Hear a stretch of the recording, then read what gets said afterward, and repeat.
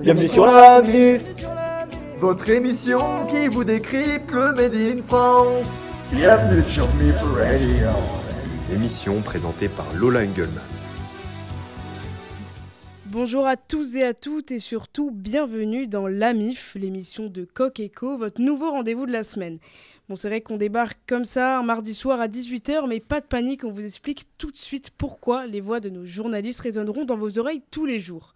Le Made in France, c'est ce que ça vous parle. J'avoue que dit comme ça, on dirait juste une bande de patriotistes qui veulent vendre des produits 100% Made in France. Mais en réalité, ça ne s'arrête pas seulement au slip français. Il faut dire que depuis le Covid, c'est devenu un enjeu majeur qui s'inscrit dans les discours politiques, économiques et surtout écologiques. Et d'ailleurs, c'est exactement pour ça que Kevin et Margot sont aux commandes du média Coq Eco. Le lancement du média, c'était aujourd'hui. Il est présent sur Twitter, Instagram, Facebook et attention, même sur TikTok. Aujourd'hui, ils sont avec nous pour nous en dire plus sur ce nouveau concept. Bonjour Margot, bonjour Kevin. Bonjour. Comment ça va aujourd'hui ? Salut Lola, Ça écoute, va. ça va. L'inauguration s'est bien passée ? Comme tu vois nos cernes, on est un peu fatigués. Mais non, franchement bien passé, on a veillé, mais ça valait la peine. Aujourd'hui, tout est clean, tout est clair, le site est bon, on est content du rendu. T'es contente aussi Margot ? Ouais, beaucoup de fatigue, beaucoup de stress, mais ça va mieux. Et ça va aller encore mieux avec les jours à venir. Bon, c'est l'important. Et pour les retardataires, est-ce que vous pouvez nous expliquer un peu c'est quoi exactement le concept de Coq Eco ? Alors, Coq Eco, c'est un média créé par les étudiants de l'ISCPA, donc par nous. On est 33 et on a pour but de proposer un média jeune, un média engagé, un média porté vers l'actualité. Et à 3 mois des élections, on aimerait en fait aborder les enjeux politiques, les enjeux écologiques, mais aussi économiques du Made in France. Sous plusieurs formats, on propose des articles, des reportages, des décryptages, des podcasts comme ici. Et voilà, on est présent partout jusqu'au 3 février et même sur YouTube, que tu n'as pas dit tout à l'heure, mais YouTube. Bon, autant pour moi, vous l'avez retenu, c'est Twitter, Facebook, Instagram, YouTube et TikTok sous le nom de Coq Eco by ISCPA. C'est ça. Merci beaucoup Margot, merci Kevin, on espère que le concept en a convaincu plus d'un et on vous retient pas plus longtemps, je pense que On espère aussi. vous avez encore du taf pour la journée. Ah ouais, Ouais, merci. bon courage. Bonne Bon chance à courage. vous. Bon courage les rédacteurs. Merci Luc. Bon, revenons-en à notre émission fétiche, l'AMIF. Vous retrouverez donc tous les jours à 18h un programme 100% Made in France, c'est-à-dire un dossier du jour, la rubrique de la semaine que je vous laisserai découvrir dans quelques instants, le Made in Région qui vous offrira le décryptage d'une spécialité de différentes régions, et également tous les mercredis un invité spécial qu'on appelle l'invité de la semaine. Et à partir de jeudi, retrouvez un débat. Et attention, maintenant, j'ai besoin de toute votre attention parce que les journalistes et moi vous ont concocté un nouveau concept pour ce débat parce que c'est vous qui allez choisir la question qu'on va débattre le lendemain. On compte sur vous. Donc, comme je l'ai dit, vous pourrez proposer une question sur Instagram, Facebook et même Twitter. La question sera choisie par nos soins et on l'analysera en direct le lendemain. Pour poursuivre, on aura la chronique Innovation High-Tech et bien sûr, pour finir en beauté, la Minute Décalée. Et tout ce programme présenté par des journalistes renommés. Attention à ma gauche, il est souvent appelé Mister Love par Patrick Girard. C'est un fan incontournable des grosses têtes sur RMC. C'est bien évidemment Luc Lavoué. Effectivement, la Lola, merci beaucoup, merci. T'aurais pu rajouter quand même le patriote bourguignon. Je l'attendais un petit peu celle-là. J'ai pas osé, j'avoue, Luc. Oh, t'inquiète pas, je te pardonne. En tout cas, moi je serais un peu le couteau suisse, voilà, qui fait des blagues, qui défend les provinces, qui parle de région. Et je suis très heureux d'être avec vous. Il y a Léo, le trouble fête, Emma, la tiktokeuse, et toi évidemment. Merci mon Léo, oui. Donc effectivement, il y a Léo Vignon qui est juste en face. Donc c'est un rappeur en temps normal, mais pour ces 4 semaines, il sera chroniqueur sur Coq Eco. Léo, ça va ? Ça va très bien Lola, je suis ravi d'être à vos côtés. Et oui, en attendant les sous de la SACEM, on est chroniqueur. On est ravis que tu sois là aussi. Et à ma droite, Emma, fan de l'OL, surtout pour Corentin Tolisso. Autant vous dire que depuis qu'il a quitté le club, on a du mal à la faire sortir de son lit. Comment ça va depuis Emma ? ça va. On essaie de remonter un peu la pente parce que ça fait quand même plus de 4 ans qu'il est parti. Mais en tout cas, je suis très heureuse d'être ici avec vous et je sens qu'on va faire une bonne émission. On espère que ça va changer les idées un peu. Il reviendra, Corentin, il reviendra, t'inquiète pas. J'espère, reviens à la maison. Et pour finir, je tiens surtout à présenter notre premier soldat à terre et c'est Robin. Il est cloué au lit avec 39 de fièvre et on espère bien le retrouver dans les prochains jours. On pense à toi, Robin. Ah ouais, à très bientôt. Grosse dédicace à toi, Robin, et bon rétablissement. Bon, assez parlé, il est temps de voir leur talent à l'œuvre et tout de suite, le dossier du jour. En voilà un thème porteur, seulement quelques mois avant la présidentielle de 2022. Le soutien au Made in France est incontournable pour tous les candidats à cette élection. Ces derniers s'engagent notamment tous pour une réindustrialisation du pays, j'ai eu du mal. Les explications de notre journaliste Emma Resguer. Alors oui, Lola, le Made in France est en effet un thème majeur dans les campagnes de tous les candidats aux prochaines élections présidentielles. C'est simple, tout le monde en parle. La crise sanitaire a notamment fait de la défense de la fabrication hexagonale un enjeu de premier plan. Cette thématique devient donc primordiale, la preuve avec le défilé des candidats à la présidentielle au salon du Made in France qui a eu lieu en novembre dernier à Paris. Cette candidate déclarée de Mélenchon à gauche jusqu'à Marine Le Pen à l'autre bout de l'échiquier se sont rendus sur ce nouveau terrain politique pour faire la promotion des produits français. Est-ce que Lola, vous vous rappelez de la dernière fois où tous les candidats étaient d'accord sur un sujet ? Je pense que c'est trop rare pour que je m'en rappelle. Jamais. vrai. Eh bien, c'est rare en politique, mais cette fois-ci, tous sont partisans sur la nécessité d'une relocalisation industrielle. Bon, faut pas rêver, ils se posent quand même sur le niveau d'ouverture à adopter face aux produits capitaux provenant de pays étrangers. Du côté de la gauche, Jean-Luc Mélenchon souhaite une mise en place de plusieurs normes économiques, notamment des droits de douane.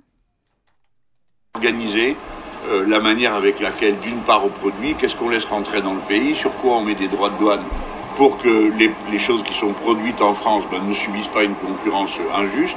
On peut d'ailleurs décider que c'est des droits de douane pendant un moment, pour le temps de reconstituer la filière. Puis après, il faut pas qu'on donne l'idée qu'on est agressif, qu'on veut agresser les autres pays.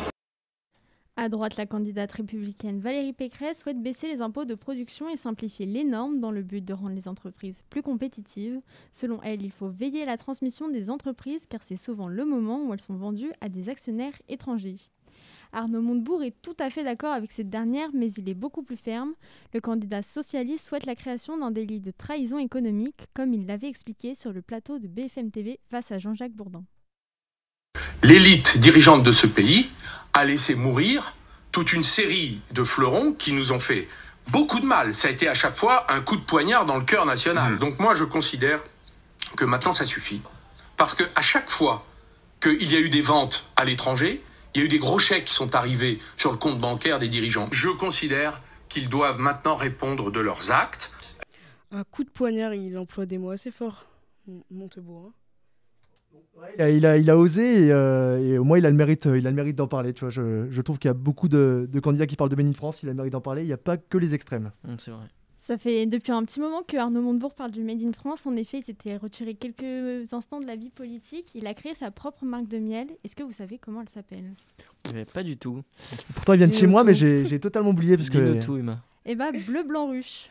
Original. Joli jeu de mots. Joli jeu de mots, effectivement. Original en plus, c'est L'ancien bien. ministre sous Hollande souhaite également baisser la TVA sur certains produits fabriqués en France et aller à l'encontre de certaines lois européennes. Nicolas Dupont-Aignan propose, lui, de diviser par deux l'impôt sur les sociétés des entreprises qui réinvestissent, tandis que la candidate du Rassemblement national, Marine Le Pen, promet un fonds souverain à hauteur de 100 milliards d'euros. Le but, apporter un soutien aux entreprises innovantes et stratégiques. Enfin, pour finir, le polémiste Éric Zemmour souhaite lui renouer avec notre souveraineté économique. Je cite, « La puissance économique de la France, c'est bon pour les Français, mais aussi pour la puissance de la France. » Le Made in France unit autant qu'il divise, mais alors vraie promesse de mandat ou simple argument politique ? Qu'est-ce que vous en pensez, vous ? Moi, je pense qu'il y a une vraie volonté affichée de parler de Made in France. Chez Montebourg, il a travaillé dans la ruche quand même pendant 2 ans. Donc, en vrai, c'est un engagement qui est réel. Après, je me méfie un petit peu de tout ça. Dupont-Aignan, ça fait quand même 5 ans qu'il nous répète le même discours. Je sais pas ce que vous en pensez, il y a quand même un peu de récupération politique quand c'est même. du 50-50, je pense. C'est sûr qu'il y a une volonté. Après, est-ce qu'elle va être tenue ? Ça reste à voir, je pense. On verra bien avec le candidat élu. En tout cas, c'est vrai que c'est une première que les candidats soient à peu près d'accord. Le Made in France semble bien être le seul point qui les rallie tous. Place maintenant à la rubrique de la semaine et c'est l'écologie qui sera au cœur de nos débats et ce, toute la semaine. On s'attaque donc à un incontournable de notre garde-robe, le jean, qui n'en a jamais porté au moins une fois. Aujourd'hui, il s'écoule à plus de 2 milliards par an. Alors, à l'heure des enjeux écologiques actuels, est-ce que le jean Made in France, est-ce qu'il peut être une solution, Léo? Éclaire-nous. Et oui Lola, le jean, c'est loin d'être le vêtement le plus éco-responsable de nos placards.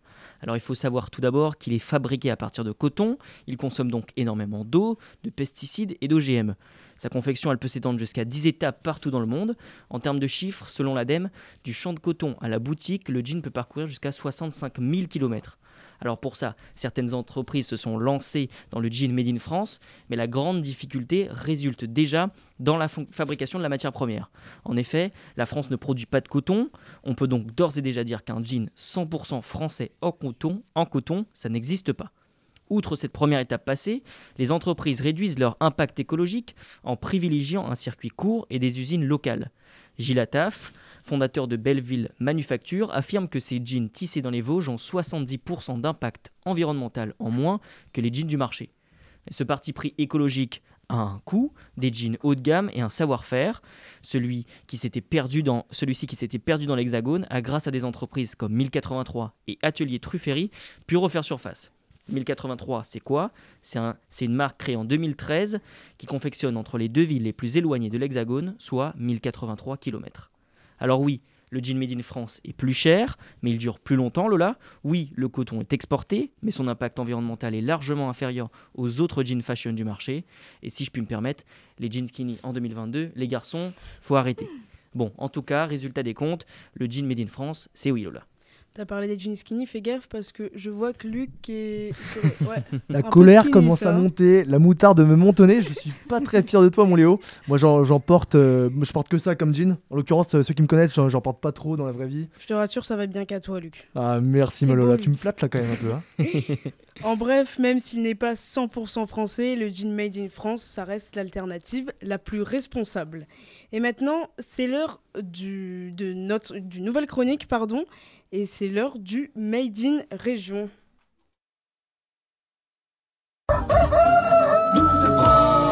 C'est pas ça, Michel? C'est aberrant, quoi. C'est pas un mec à... C'est l'accent.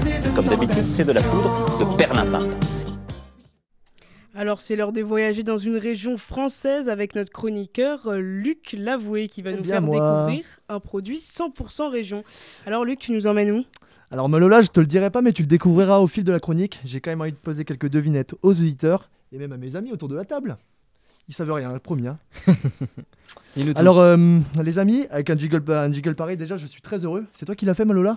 Ouais, concocté par mes soins. Ah bah merci beaucoup, il est formidable. Bon les amis, c'est quand même notre premier podcast pour l'AMIF, alors avec un peu de retard. Très bonne année à vous. Merci de me le dire quand même, bonne année à moi. Bonne année. merci, c'est sympa quand même. Hein. Bon, vous avez passé un bon Noël, un bon nouvel an, pas de vomi, moi je connais un peu Lola, elle est un peu sur l'alcool, elle y va un peu trop fort des fois. Non, je te jure, je suis resté debout là. On a tranquillement, c'est soft, travaillé. Bon bah c'est bien. En tout cas, moi ce que je voulais vous dire, c'est que j'avais forcément mon petit pull un petit peu moche là pour le 25 au matin. J'avais également mon pyjama New York qui était pas très beau, mais j'avais un incontournable, les charentaises. Est-ce que vous savez ce que c'est ? Les petits chaussons là qu'on met. Des sortes de pantoufles un peu. Les grands-pères qui mettent ça, non ? Je crois que vous êtes assez bon là-dessus. Et j'ai envie de vous poser une question. Quelle est la pantoufle la plus célèbre de France ? Il y en a plusieurs propositions. Il y a la babouche, les crocs, la charentaise, il y a la pantoufle de Cendrillon. Les claquettes. Moi j'aurais dit les claquettes. Eh bien non, vous vous trompez. C'est bel et bien la charentaise. De La Rochelle jusqu'à Rouillac, c'est lui le roi des cabouillards. Une douzaine d'huîtres, un verre de blanc, et le charentais est content. Ah, qui c'est qui porte des charentaises autour de la table d'ailleurs ? Non, pas du tout. Je trouve seulement ça quand je vais chez mon grand-père. Et bah vous avez de très très mauvais goût, à part ton papy. Bravo au papy de... Pour moi, ça manque un peu trop de sex appeal pour que j'en porte, désolé. Je te comprends, mais je vais te prouver pendant la chronique que la charentaise, c'est pas si démodé. Donc je suis un peu déçu, personne ne porte de charentaise, sauf moi. Donc là, voilà, je suis un peu déçu, les gens n'ont pas de charentaise, mais c'est parti. Alors la charentaise, c'est où? C'est en Charente-Maritime, évidemment. Vous savez, ces pantoufles très douillettes, inventées au XVIIe siècle, et qui, encore aujourd'hui, font partie du patrimoine esthétique français. Alors, je sais pas vous, mais quand on décrit un Français dans l'imaginaire collectif, on lui attribue bien souvent le béret, la baguette de pain et les charentaises. Vous êtes un peu d'accord? C'est vrai. Merci de me suivre mon Léo dans cette chronique. Les charentaises, pas tout le temps, mais si ça te fait plaisir, j'avoue, ok pour les charentaises. On garde. Ok, c'est sympa. Et pour ne rien vous cacher, quand j'ai annoncé l'objet de ma première chronique, c'est d'abord la stupéfaction qui a régné en salle de rédaction. Ah ouais, Luc, t'es sûr de toi? Il n'y a pas que les grands-pères qui portent ça? Et d'ailleurs, Léo m'a donné raison. Ou encore, quel sacré boomer tu nous fais là. Mais bon, tant pis, contre vents et marées, je décide de mener bataille et d'aller à contre-courant. Et c'est pour ça qu'aujourd'hui, j'ai envie de vous parler d'une entreprise qui a sauvé la pantoufle charentaise et qui a défié tous les défis. Dis-nous tout. Alors en effet, en novembre 2019, la manufacture L'Atelier Charentaise, communément appelée Maison Rondineau, est placée en liquidation judiciaire, laissant sur le carreau une centaine d'employés, 104 pour être précis. Et là, en Charente, c'est la stupeur. La charentaise risque de ne plus être produite en Charente-Maritime. Alors, cette entreprise, avec plus de 100 ans d'existence, risque de sombrer peu à peu dans l'oubli. En même temps, qu'est-ce que la Charente sans sa charentaise? Bah, c'est un peu comme Dijon sans sa moutarde, j'ai envie de te dire. C'est un peu comme Bordeaux sans le vin rouge, parce que je sais qu'il y a des Bordelais ici. Margot, elle est un peu planquée, mais elle ne nous le dira pas. En tout cas, voilà, c'était la stupeur. Voilà, il faut savoir que dans cette entreprise, il y avait 300 employés en 1970 et qu'ils ont très bien réussi leur processus d'export. Et donc, à ce moment-là, on se dit, diantre, qu'est-ce qu'on va faire de l'entreprise? Et c'est là qu'intervient Olivier Rondineau, qui est ni plus ni moins que l'arrière-petit-fils du créateur de la manufacture. Le sauveur. Voilà, créé en 1907. Donc, faut rappeler que c'est une entreprise qui a plus de 100 ans d'existence. Et lui, Olivier Rondineau, il décide de créer sa propre entité avec son associé Michel Violot. Et malgré les doutes qui subsistent, les deux Rochelais partent à zéro et recréent leur entreprise. Le jour de la liquidation, eh bien, on s'est retrouvés, comme on dit vulgairement, sur le carreau, ainsi que les 104 personnes qui composaient la société qui venait disparaître. Et donc, on s'est posé la question de savoir, on fait quoi? Voilà. De l'autre côté, on avait des clients qui nous disaient... le produit se vend bien, nous on ne voit pas comment se retourner, donnez-nous un coup de main. Vous l'avez entendu, l'inquiétude subsiste au moment de reprendre l'entreprise, mais aujourd'hui, la Charentaise est victime de son succès et l'entreprise, l'Atelier Charentaise, ne parvient même plus à honorer ses commandes. Alors, la Charentaise, oui. Si l'atelier a été monté, si on a démarré avec 13 personnes, aujourd'hui on est 18, c'est qu'on y croit. Hein. Ouais. Aujourd'hui, le Covid nous a donné en plus, j'allais dire, un coup de pouce, dans le sens où il y a beaucoup de télétravail, il y a eu un engouement des gens, justement, et un report de la consommation vers les produits de bien-être, cocooning, et la pantoufle en fait partie. Tiens, de la croissance dans une entreprise made in France, ça fait quand même plaisir à entendre. Et pour Olivier Rondineau, la pantoufle qui était considérée comme ringarde est désormais plutôt perçue comme étant vintage et bobo. Un beau pied de nez quand même pour mes détracteurs qui me disaient que les Charentaises contribuaient à mon célibat. Bon, c'est comme ça. En tout cas, grâce à Olivier, on comprend que parfois les notions de made in France et de compétitivité économique peuvent faire bon ménage. Et oui, même si ce chausson a déjà plus de 300 ans d'existence, la Charentaise n'a pas fini de crier Cocorico. Désolé pour ce cri de Cocorico défaillant, j'avoue. Belle histoire familiale. Hein. Ouais. Elle est belle, hein? Ouais. Plus de 100 ans d'existence, un monument en péril et qui finalement revient. Bon alors actuellement ils sont 18 d'ailleurs, mais ça revient en croissance, c'est très bien, c'est un très bon signe pour la compétitivité. Vous l'aurez compris, la Charentaise c'est pas uniquement pour les grands-pères. J'ai quand même un doute sur le sex appeal des personnes qui en portent, mais je te jure Luc, je vise personne. Mais c'est pour ça que je les ai pas ramenées, parce que je savais que tu allais me critiquer et tout, mais elles sont vraiment à la maison. Et je les ramènerai peut-être dans la semaine pour les plus chanceux d'entre vous. J'espère les voir quand même cette semaine. J'ai hâte de les voir. Et d'ailleurs, je tiens juste à signaler que j'ai un peu de Made in France sur moi et que je suis quand même à la page. Donc voilà, j'espère que vous avez fait pareil pour aujourd'hui.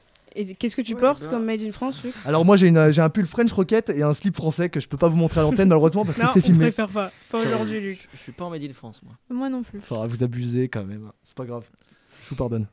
Bon, maintenant, je vais faire un rappel pour nos auditeurs. Donc, dès jeudi, vous retrouverez le débat et on a bel et bien besoin de vous. Donc, rendez-vous sur le Instagram et le Facebook de Coq Eco by SCPA où vous pourrez suggérer une question débat. L'équipe de la MIF en sélectionnera une qui sera traitée le lendemain dans votre émission de 18h par 2 de nos chroniqueurs. On a besoin de vous, venez nombreux. Très important. Ouais, Voilà. on a bien évidemment besoin de vous et on attend vos questions. Faites voter vos grands-mères, vos tontons, vos oncles, vos cousins, tout le monde. Maintenant, celle qu'on attend tous, la minute décalée, c'est le moment pour Léo de nous faire part de son sentiment sur le sujet de son choix. À toi, Léo. Et oui, Lola, alors je vais commencer. Alors, comment s'est passée votre épiphanie, les amis? Très très bien, en famille, hein, on profite. Et puis j'ai eu la fève, donc je suis contente. Eh ben, bravo. Et bah écoute, c'est un peu Luc. bis répétita de mon côté, j'ai eu la fève également. On est très bon quand même dans l'équipe. Hein. Eh ben, Il et y toi, a le le roi roi et et la régalé. reine. Moi, j'ai pas eu de fève, mais j'ai mangé toutes les tartes, donc c'est ce qui compte pour moi. Ok. Les On l'a- galettes. On la connaît cette opportuniste là, elle bouffe tout. Hein, là, là. Donc, vous avez l'air tous de kiffer la galette des rois. Parce que moi, pas du tout. Mais qu'est-ce que c'est écœurant, franchement, la frangipane. Non, Comment mais tu fais? De Croc et t'as l'impression d'être à la 80e minute d'un match de Ligue 2. En plus, c'est fou, moi, j'ai jamais eu la fève. C'est pas pour dire que j'ai jamais essayé. Hein. Carrément, la seule fois où je l'ai eu, j'avais 12 ans et c'était une amie à ma mère qui avait tout manigancé pour que je l'aie. Puis passer sous la table à cet âge-là, je te jure, ça traumatise. Non, mais en plus, une fois sur deux, tu trouves un Mickey en céramique qui vient tout droit de Chine sous ta langue. Bonjour les aftes.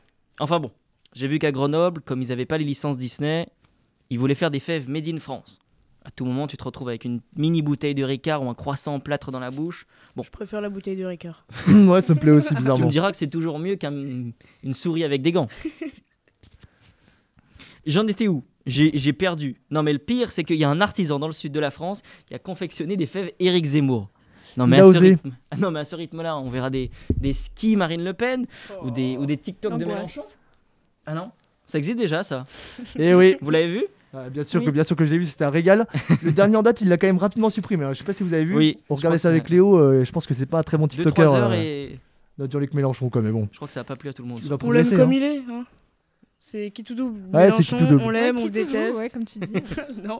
Non, il est meilleur en histoire de France que pour danser sur TikTok. On Il va- a peut-être pas le rythme Je dans pense la qu'on pluie. aura le temps d'en reparler pendant ce mois. D'ailleurs, si des auditeurs veulent le TikTok des Maresguerres, elle danse très bien. Donc, je pourrais éventuellement donner si vous êtes sympa. Pas On tout de donnera suite, en mais- Quel dommage. description.